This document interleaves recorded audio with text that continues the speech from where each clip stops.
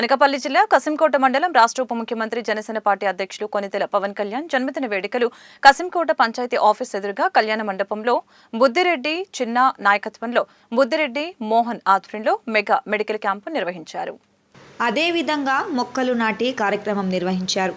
ఈ కార్యక్రమానికి ముఖ్య అతిథిగా అనకాపల్లి నియోజకవర్గం ఎమ్మెల్యే కొనతాల రామకృష్ణ మరియు అనకాపల్లి తెలుగుదేశం పార్టీ ఇన్ఛార్జ్ పిల్లా గోవింద సత్యనారాయణ పాల్గొన్నారు.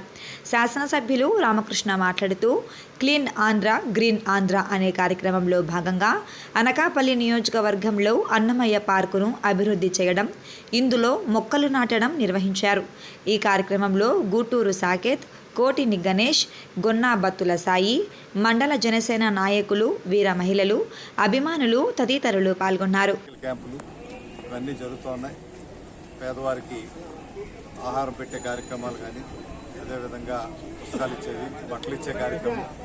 అనకాపల్లిలో మున్సిపాలిటీలో ఏవైతే మీకు రోడ్లు క్లీన్ చేసేటువంటి కార్యక్రమాలు ఉంటారో వారికి బట్టలు ఇచ్చే కార్యక్రమం కూడా అక్కడ ఉన్నటువంటి సభ్యులు చేయడం జరిగింది.